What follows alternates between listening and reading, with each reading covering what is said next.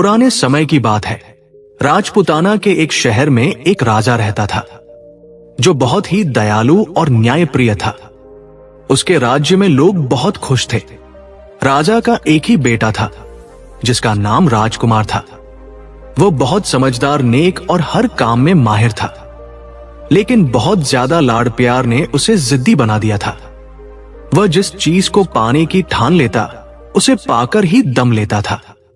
एक दिन राजकुमार शिकार से लौट रहा था। सैनिक और दूसरे सिपाही पीछे रह गए थे। राजकुमार घोड़े पर सवार होकर बहुत आगे निकल आया। अचानक उसे बहुत तेज प्यास लगने लगी। उसने चारों तरफ देखा तो पता चला कि यह धोबियों का मोहल्ला है। हर जगह कपड़े धोए और सुखाए जा रहे थे। अचानक राजकुमार की नजर एक घर पर पड़ी। छत पर एक लड़की अपने बाल सुखा रही थी। राजकुमार उसे देखता ही रह गया। उसने इतनी खूबसूरत लड़की पहले कभी नहीं देखी थी। ऐसा लग रहा था मानो उसके काले लंबे बालों के बीच चांद जैसा चेहरा चमक रहा हो। लड़की की नजर भी राजकुमार पर पड़ी और वो तुरंत दुपट्टे से खुद को ढककर नीचे उतर गई। राजकुमार जैसे ही होश में आया, इतने में उसके साथी और नौकर भी वहां आ गए और राजकुमार को मजबूरन महल वापस आना पड़ा। राजकुमार की आंखों से वह सुंदर सूरत हट नहीं रही थी। उसने अपने खास नौकरों को भेजकर पता करवाया तो मालूम हुआ कि वह एक धोबी का घर था और वह धोबी की लड़की थी। राजकुमार जिद और गुस्से से बिस्तर पर पड़ गया और कहने लगा कि वह उसी लड़की से विवाह करेगा, वरना अपनी जान दे देगा। करीब 3 हफ्ते बीत गए। जब राजा को यह बात पता चली तो वह सोच में पड़ गया, क्योंकि वह राजकुमार की जिद से वाकिफ था। वह जानता था कि राजकुमार ने अगर किसी चीज की जिद पकड़ ली तो वह उसे पाकर ही रहता है। राजा ने उस गांव के मुखिया को बुलाकर इस बारे में उससे सलाह ली। मुखिया बहुत ही अनुभवी आदमी था। उसने सलाह दी कि महाराज, इस समय राजकुमार को रोकना ठीक नहीं है।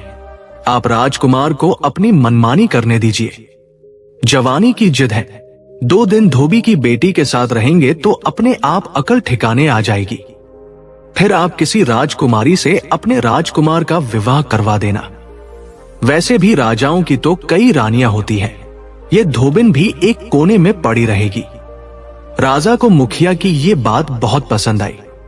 उसने राजकुमार को बुलाया और कहा कि हम तुम्हारी जिद और इच्छा को देखते हुए तुम्हें उस धोबी की लड़की से विवाह करने की इजाजत देते हैं। तुम उस लड़की से विवाह कर सकते हो। इतना सुनते ही राजकुमार ने अपने कुछ सैनिक भेजकर धोबी और उसकी पत्नी को महल में बुलवाया। वे डरते कांपते हुए महल में आए। वे सोच रहे थे कि न जाने हमसे क्या गलती हो गई है कि राजकुमार ने उन्हें बुलाया है।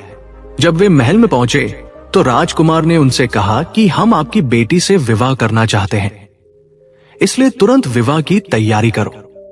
राजकुमार ने सोचा था कि धोबी और धोबिन खुशी से फूले नहीं समाएंगे और राजकुमार के पैर पकड़ लेंगे कि उन्होंने उन्हें इतना सम्मान दिया, लेकिन ऐसा कुछ नहीं हुआ। इसके बजाय वे दोनों सोच में पड़ गए।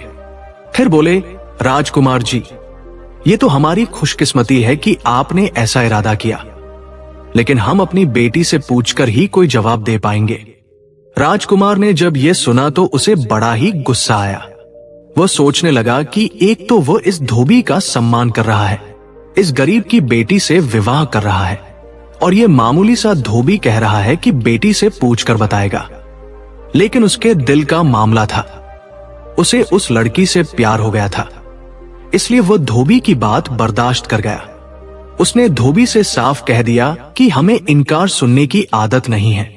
इनकार करने पर मैं तुम्हारे पूरे खानदान को जेल में डाल दूंगा। धोबी और उसकी पत्नी जैसे डरते कांपते हुए आए थे वैसे ही चले गए। घर पहुंचकर उन्होंने अपनी लड़की से कहा कि राजकुमार तुमसे विवाह करना चाहते हैं। अगर तुमने मना किया तो हम जान से हाथ धो बैठेंगे। लड़की कहने लगी कि ठीक है, मैं राजी हूं, लेकिन राजकुमार से कहिएगा कि मेरी 4 शर्तें हैं। खुद आकर सुन ले। अगर मंजूर हो तो बारात लेकर आ जाए। अगले दिन धोबी राजकुमार के महल गया और लड़की का संदेश पहुंचा दिया। लड़की का संदेश सुनकर राजकुमार को बहुत गुस्सा आया।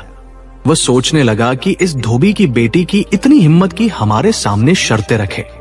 पहले तो उसका दिल चाहा कि तलवार से धोबी को खत्म कर दे, लेकिन फिर एक तो उसे प्यार था, दूसरा उसे जिज्ञासा हुई कि देखें ये धोबी की लड़की क्या क्या शर्तें रखती है।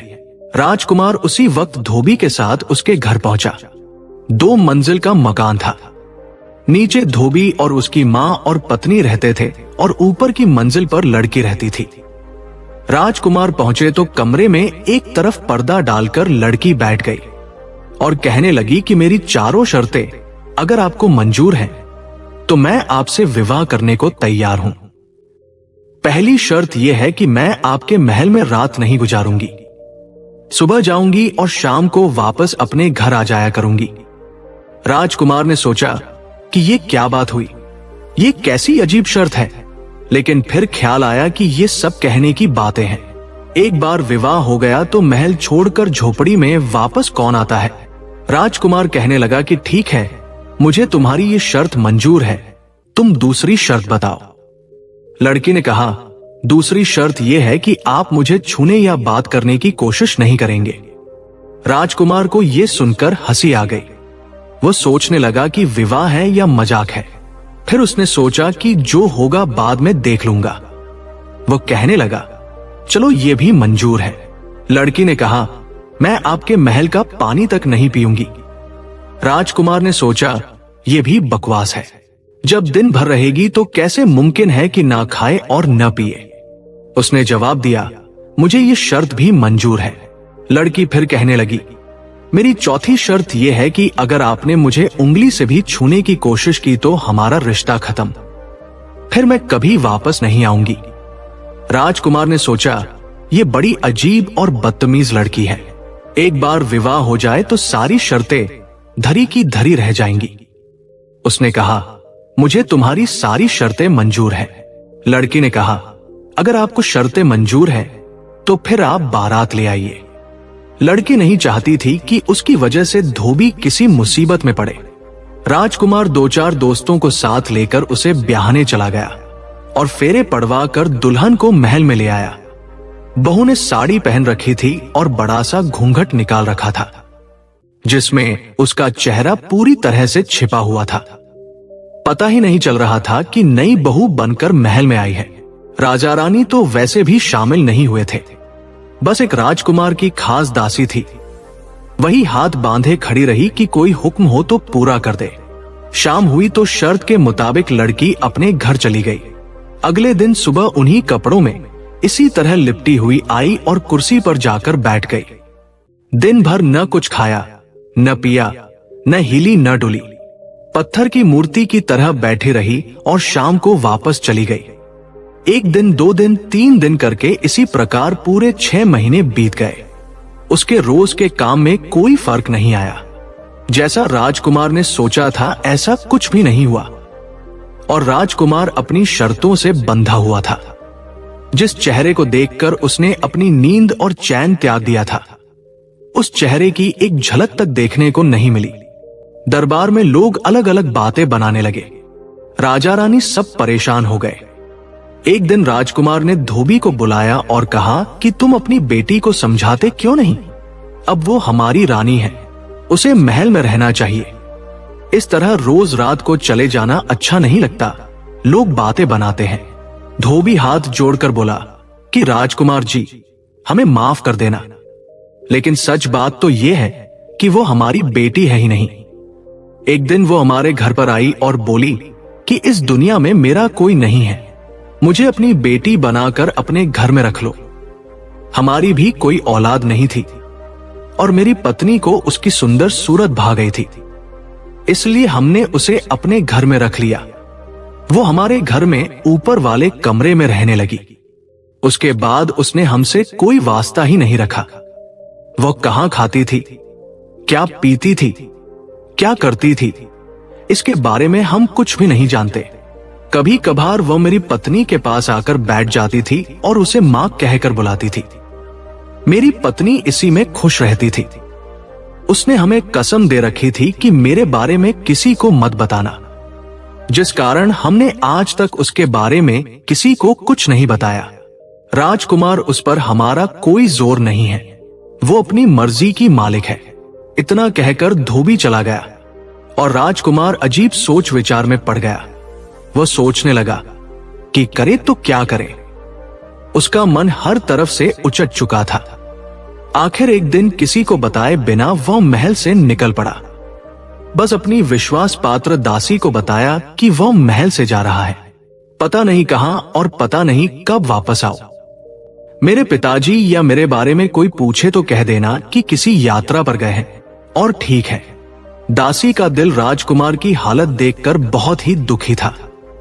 उसने भी सोचा, चलो अच्छा ही है, कुछ दिनों इस झंझट से मुक्ति तो मिलेगी। राजकुमार का मन दुनिया से ही उठ चुका था। वो हिमालय पर्वत की तरफ निकल गया। महीनों इधर उधर भटकता रहा। एक रात बर्फ से ढकी पहाड़ी पर रात गुजारने के लिए एक गुफा तलाश कर रहा था कि एक गुफा में कुछ रोशनी दिखाई दी। डरते डरते वो अंदर पहुंचा तो देखा कि एक बहुत बूढ़ा आदमी पूजा कर रहा है। उसकी आंखें बंद हैं, दाढ़ी और सिर के बाल बहुत ज्यादा बढ़े हुए हैं। पूरे शरीर और पलकों तक पर धूल जमी है। एक बड़ा सा चिराग जल रहा है जिसमें एक हाथ लंबी बत्ती जल चुकी है और एक हाथ लंबी अभी भी बाकी है। उन्हें देखकर राजकुमार के दिल को बड़ा सुकून मिला। वह भी उनके कदमों के पास बैठ गया, लेकिन उन्होंने आंखें नहीं खोली। उन्होंने समाधि लगा रखी थी। उन्हें कुछ खबर नहीं थी। वे ईश्वर के ध्यान में डूबे हुए थे। राजकुमार वही रहने लगा।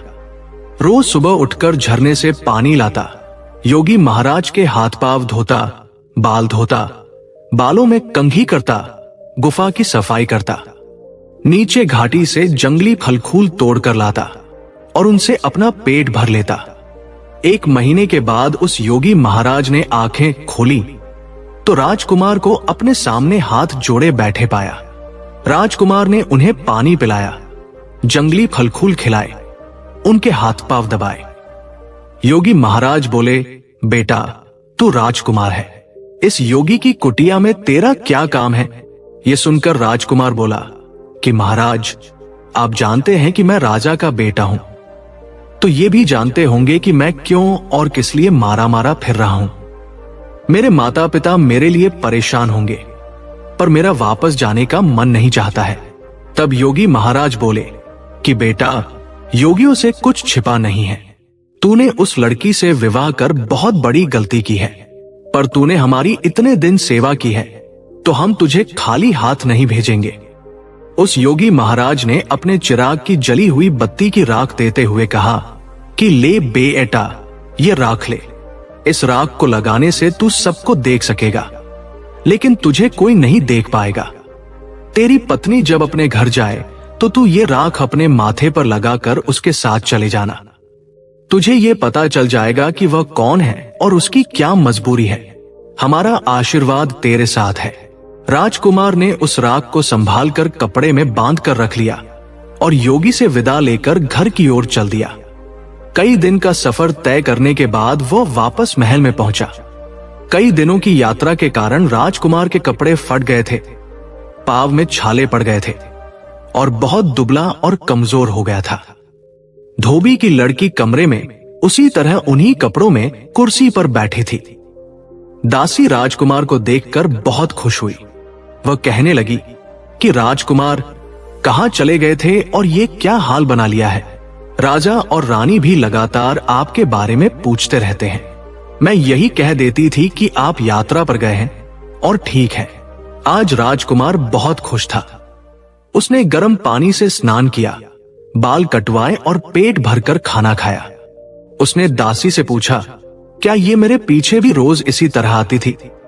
दासी ने बताया कि उसके नियम में कोई फर्क नहीं आया था, वो रोज उसी तरह आती थी।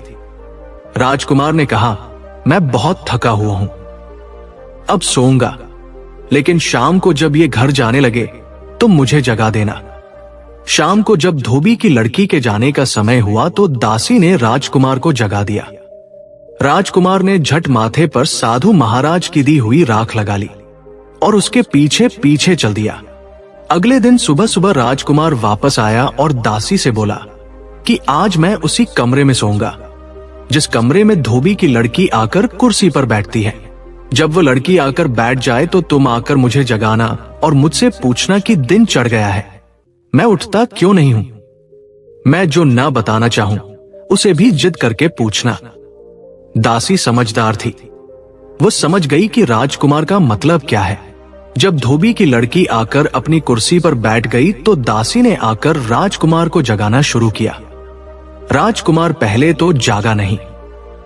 जब जागा तो दासी को डांटते हुए कहने लगा कि क्या मुसीबत आ गई है, क्यों जगा दिया मुझे?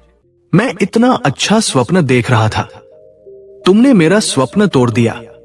दासी खुशामद करते हुए कहने लगी कि राजकुमार, हमें भी तो अपने स्वप्न के बारे में बताइए। पहले तो राजकुमार उसे टालता रहा, फिर बोला, अच्छा ठीक है, तू इतनी जिद कर रही है तो बता ही देता हूं। मैंने सपने में देखा कि कल रात जब ये धोबी की लड़की उठकर यहां से गई तो मैं भी इसके साथ साथ चला। ये घोड़ा गाड़ी में बैठी तो मैं भी साथ बैठ गया। दासी ने फिर पूछा, अच्छा फिर क्या हुआ? राजकुमार कहने लगा, फिर क्या हुआ? मैं जोर जोर से घोड़ा गाड़ी हिला रहा था और ये गाड़ीवान को डांट रही थी कि आज ये कैसे गाड़ी चला रहे हो। गाड़ीवान बेचारा बोला, राजकुमारी, मैं तो रोज ऐसे ही गाड़ी चलाता हूं। खैर, जैसे ही धोबी का घर आ गया, ये लड़की धोबी धोबिन के पास तो नहीं गई, सीधे चढ़कर ऊपर अपने कमरे में पहुंच गई। मैं भी इसके साथ इसके कमरे में पहुंच गया। क्या सजा हुआ कमरा था! लगता ही नहीं था कि यह धोबी का घर है। सोने चांदी का कालीन बिछा हुआ था, सोने चांदी की कुर्सी रखी थी। राजा के महल से भी ज्यादा खूबसूरती से सजा हुआ वह कमरा था। मैं भी कुर्सी पर बैठ गया। दासी पूछने लगी कि आप और इसके कमरे में कैसी बातें करते हैं? राजकुमार बोला, अरे सच थोड़े ही था, ये तो सपने में था। दासी ने फिर पूछा, अच्छा बताइए फिर क्या हुआ? राजकुमार बोला, होना क्या था? इस धोबी की लड़की ने ये साड़ी जो साल भर से पहनकर यहां आ रही है, ऐसे उतार कर फेंकी जैसे किसी भिखारी की साड़ी हो, और अपनी नौकरानी को देते हुए कहने लगी कि हमाम तैयार है। दासी ने जवाब दिया, हाँ राजकुमारी, गर्म पानी तैयार है। ये लड़की नहाने के लिए हमाम में घुस गई तो मैं भी इसके साथ ही उसके हमाम में घुस गया। इसने नहाना शुरू किया। मैंने सोचा कि चलो बहुत दिन से अच्छा स्नान नहीं किया, मैं भी नहा लूं। ये एक कटोरी पानी भरकर अपने ऊपर डालती तो मैं 4 कटोरी पानी भरकर अपने ऊपर डाल लेता। इसके शरीर का साबुन भी नहीं छूट पाया था कि पानी खत्म हो गया। इसने अपनी नौकरानी को आवाज लगाई कि आज पानी इतना कम क्यों रखा है? नौकरानी ने कहा कि राजकुमारी, मैंने उतना ही पानी रखा है जितना रोज रखती हूं, कम हो तो आप और ले लीजिए। वो एक बाल्टी पानी और ले आई। वो पानी भी मैंने खत्म कर दिया। फिर तीसरी बार इसने पानी मंगवाया। जैसे तैसे ये हमाम से बाहर निकली और नौकरानी को आवाज लगाई कि तुरंत खाना लगाओ, बहुत भूख लगी है। सारा दिन भूखा प्यासा ही बैठना पड़ता है। नौकरानी छत पर गई और आसमान की तरफ हाथ करके खड़ी हो गई। आसमान से एक थाल उतरा जिसमें सोने चांदी के बर्तनों में दुनिया भर के मजेदार पकवान रखे थे। नौकरानी ने अपने लिए थोड़ा खाना निकाला और बाकी थाल लाकर इस लड़की के सामने रख दिया। मैंने सोचा कि चलो आज मैं भी इसके साथ खाना खा लूं, क्योंकि बहुत दिनों से जंगल जंगल में घूमते घूमते अच्छा खाना नहीं मिला था। मैंने खाना खाया तो खाना इतना मजेदार था कि क्या बताओ। 1 निवाला ये खाती और 4 निवाले मैं खा जाता। इसका पेट भी नहीं भरा और खाना खत्म हो गया। इसने फिर नौकरानी को डांट पिलाई कि दासी, क्या बात है, आज तू कर क्या रही है? इतना सा खाना रखा कि मैं भूखी ही रह गई। बेचारी नौकरानी भी हैरान थी। वो बोली कि राजकुमारी, मैंने आपके लिए उतना ही खाना निकाला था जितना रोज निकालती हूं। लीजिए, आप मेरे हिस्से का भी खाना खा लीजिए, लेकिन आज कुछ गड़बड़ जरूर लगती है। कहीं राजकुमार ने आपसे कोई बातचीत तो नहीं की? इस पर यह धोबी की लड़की अपनी नौकरानी को डांटते हुए कहने लगी कि तेरी हिम्मत कैसे हुई ऐसी बात कहने की, वह तो मुझे कभी छू भी नहीं सकता। धोबी की लड़की ने मेरे बारे में ऐसा कहा तो मुझे भी गुस्सा आ गया। बाकी खाना भी ये थोड़ा सा ही खा पाई और गुस्से में मैं पूरा खाना खा गया। ये फिर भूखी रह गई, लेकिन ये मन ही मन हैरान हो रही थी कि मामला क्या है। फिर आसमान से इसके लिए कपड़े आए। इसने कपड़े बदले, नौकरानी ने इसका मेकअप किया। ये इतनी सुंदर लग रही थी कि मैं क्या बताऊं। ये धोबी की लड़की जो यहां इस गंदी मैली साड़ी में आकर बैठ जाती है, सच संवर कर ये छत पर खड़ी हो गई।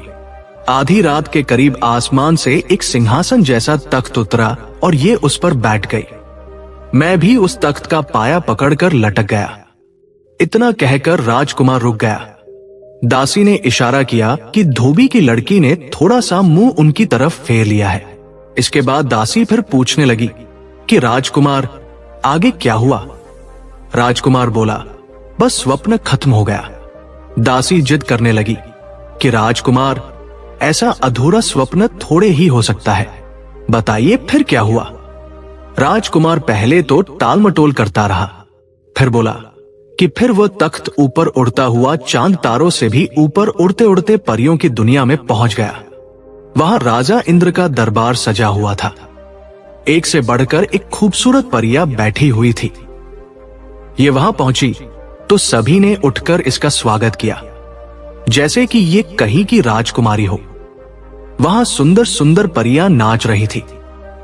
सबसे आखिरी में इसके नाचने की बारी आई। ये नाचने के लिए खड़ी हुई तो मैंने सोचा कि अगर आज मैंने इसके नाच पर थाप नहीं दी तो कुछ नहीं किया। मैंने तबला वादक से कहा कि लाओ भैया, तुम थक गए होगे, थोड़ा आराम कर लो, तब तक मैं तबला बजाता हूं। तबला बजाने वाले को कोई नजर नहीं आया, लेकिन वह वाकई थक गया था और वह तबला छोड़कर बैठ गया और झूमने लगा। मैंने वह तबला बजाया और मेरी थाप पर यह ऐसा नाची कि समा बंध गया। राजा इंद्र ने खुश होकर अपना रेशमी रुमाल इसे इनाम में दे दिया। इसने झुककर रुमाल लिया, सबको दिखाया और तबला बजाने वाले की तरफ चल दी। तभी इसका रुमाल गिर गया। मैंने जल्दी से रुमाल उठाकर अपनी जेब में रख लिया। इतना कहकर राजकुमार चुप हो गया। धोबी की लड़की अब पूरी तरह उसकी तरफ घूम चुकी थी।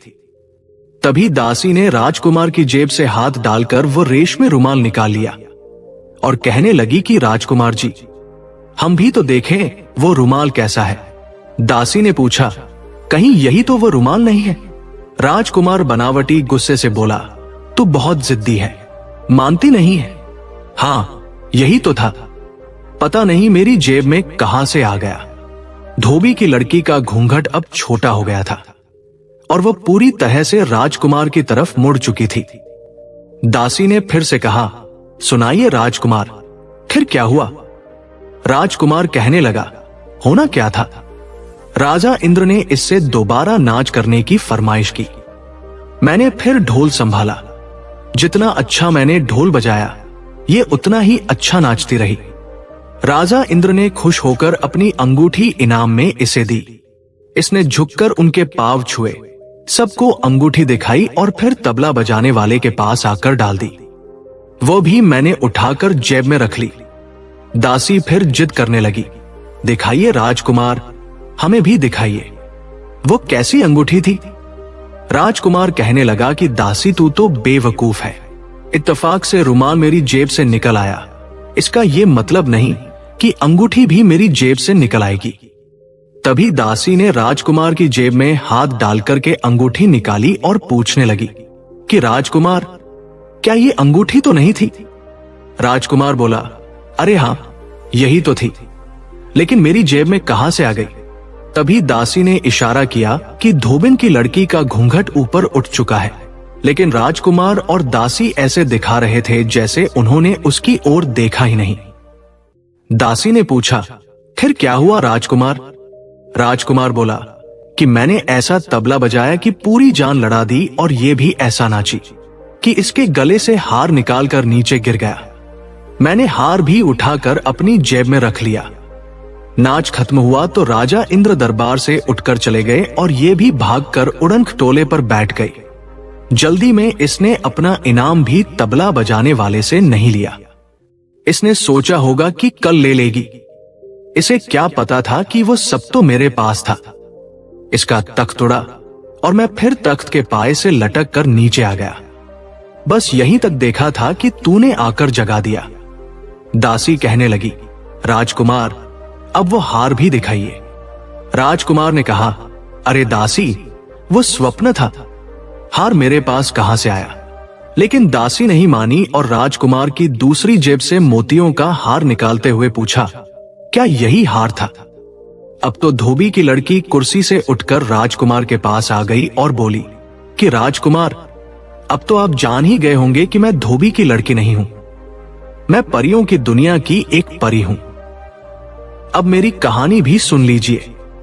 परियों की दुनिया में मुझसे ज्यादा अच्छी नाचने वाली और कोई नहीं थी। राजा इंद्र रोज मेरा नाच देखकर ही दरबार करते थे।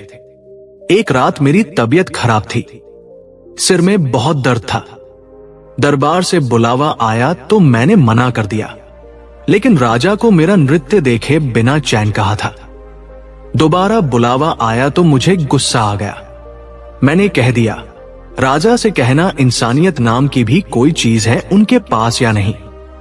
यहां मैं दर्द से तड़प रही हूं और उनको अपने नाच की पड़ी है। संदेश लाने वाले ने जाकर उसी तरह राजा से कह दिया जैसा मैंने उससे कहा था। राजा इंद्र गुस्से में आग बुला हो गए। उन्होंने तुरंत मुझे बुलाया। मैं डरती कांपती पहुंची तो उन्होंने कहा, बड़ा नखरा हो गया है तुझे अपने आप पर, जा मैं तुझे बद्दुआ देता हूं। तुझे साल भर धरती पर लड़की बनकर रहना पड़ेगा और अपनी पहचान छुपानी होगी। अगर किसी को पता चल गया कि तू परी है या किसी मर्द ने तुझे छू लिया तो कभी परियों की दुनिया में वापस नहीं आ सकेगी। मैं बहुत रोई, गिड़गिड़ाई, माफी मांगी। तब राजा ने कहा कि मैं अपनी बद्दुआ वापस तो नहीं ले सकता। हां, इतना जरूर कर सकता हूं कि तुझे रोज रात को तख्त भेजकर परियों की दुनिया में वापस बुला लिया करूंगा, लेकिन साल तुझे धरती पर ही काटना पड़ेगा। मेरे पंख नोच लिए गए और मुझे धरती पर फेंक दिया गया। मेरे साथ मेरी दासी को भी धरती पर आना पड़ा। मैंने अपने लिए धोबी का घर पसंद किया और धोबी की लड़की बनकर रहने लगी ताकि किसी को मुझ पर शक न हो। लेकिन मेरी किस्मत में आपकी सेवा करना लिखा था। कल मेरी सजा का 1 साल पूरा होने वाला था। मुझे मेरे पंख वापस मिल जाते और मैं वापस परियों की दुनिया में चली जाती। आपको मेरी असलियत कभी पता न चलती। आप यही समझते कि मैंने बेवफाई की और भाग गई, लेकिन अब सब खत्म हो गया। अब आप ही मेरे मालिक हैं और मैं आपकी नौकरानी। राजकुमार ने उस लड़की की ये हैरान कर देने वाली कहानी सुनी और फिर अपनी दुल्हन को लेकर राजा और रानी के पास गया और सारी कहानी सुनाई। राजा को जब पता चला कि उनकी बहू धोबी की लड़की नहीं बल्कि